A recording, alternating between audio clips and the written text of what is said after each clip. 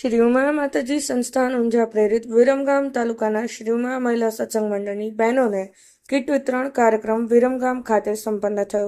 શ્રી ઉમા માતાજી સંસ્થાન ઊંઝા પ્રેરિત વિરમગામ તાલુકા એકમના રજીસ્ટ્રાર થયેલા શ્રી ઉમા મહિલા સત્સંગ મંડળની બહેનોને કીટ વિતરણ સમારોહ તારીખ 10/6/2024 સોમવારના બપોરે 2 વાગ્યા અમદાવાદ જિલ્લાના વિરમગામમાં પંચમુખી હનુમાન ચોકડી પાસે આવેલા શ્રી પંચમુખી હનુમાનજી મંદિર ખાતે યોજાઈ ગયો.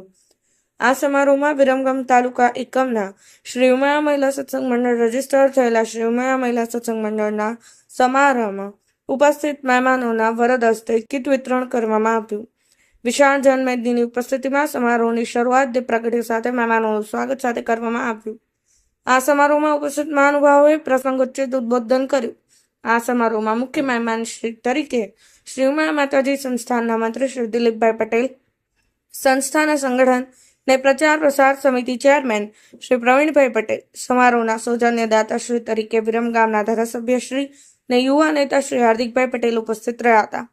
જ્યારે સમારોહના અતિથિ વિશેષ તરીકે કેન્દ્રીય મહિલા સંગઠન ચેરપર્સન ડોક્ટર જાગૃતિબેન પટેલ, મહિલા સંગઠનના વાઇસ ચેરમેન શ્રીમતી ઉર્મિલાબેન જે પટેલ ખાસ ઉપસ્થિત રહ્યા હતા. તદુપરાંત શ્રી જનકભાઈ પટેલ, શ્રી ડાયાભાઈ પટેલ, શ્રી મનુદાદા, શ્રી નરેન્દ્રભાઈ પટેલ, શ્રીમતી વીણાબેન પટેલ, શ્રીમતી નીતાબેન પટેલ, શ્રીમતી કુસુમબેન પટેલ, શ્રીમતી ગીતાબેન પટેલ, શ્રીમતી રમીલાબેન પટેલ તેમજ તમામ હોદ્દેદારશ્રીઓ, શ્રી મહિલા મંડળના પ્રમુખશ્રી, સમગ્ર હોદ્દેદારશ્રીઓ, સમગ્ર ટીમ તેમજ કારોબારી સભ્યશ્રીઓ તેમજ શ્રી ઉમા મહિલા સંગઠનની સમગ્ર ટીમ તેમજ બહુ વિશાળ સંખ્યામાં બહેનો ઉપસ્થિત રહી હતી. વિરમગામ તાલુકાના રજીસ્ટ્રાર થયેલ શ્રી ઉમા મહિલા સત્સંગ મંડળોને ઊંઝા દર્શનાર્થે જવા માટે વિરમગામના ધારાસભ્ય શ્રી હાર્દિકભાઈ પટેલ તરફથી આર્થિક સહયોગ આપવાની તેમના તરફથી જાહેરાત કરવામાં આવી હતી. આ કાર્યક્રમમાં શ્રી ઉમા શરણમની ધૂન પણ કરવામાં આવી હતી.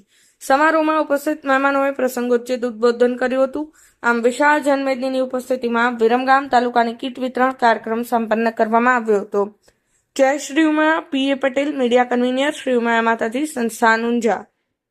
Bureau report, Patan news 24.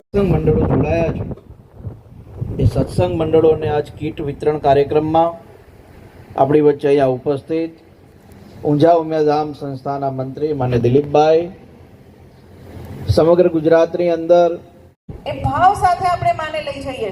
તમે અમાસનો કે આનંદનો ગરબો કરતા હો, ગોપી મંડળ ક્યાંય તમે બહુચર મંડળ હોય, તમારું સતકેવલ મંડળ હોય કે સ્વામિનારાયણ મંડળ હોય, પણ હવેથી આજથી તમે જ્યારથી મા ઉમિયાનો આજે લઈ જાઓ છો ત્યારે માને ચૂંદડી ઓઢાડી અને કાયમ તમારી અમાસ હોય, પૂનમ હોય, 11 હોય, તમે ભજન કરો ત્યારે ચોક્કસ મા ઉમિયાને સાથે રાખજો.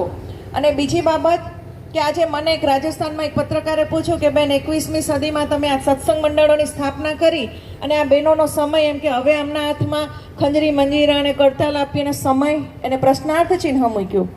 કહેવાનો અર્થ એ હતો કે ભાઈ મેં એને બહુ સરસ જવાબ આપ્યો કે આ મારી સત્સંગી બહેનો છે ને કોઈ સામાન્ય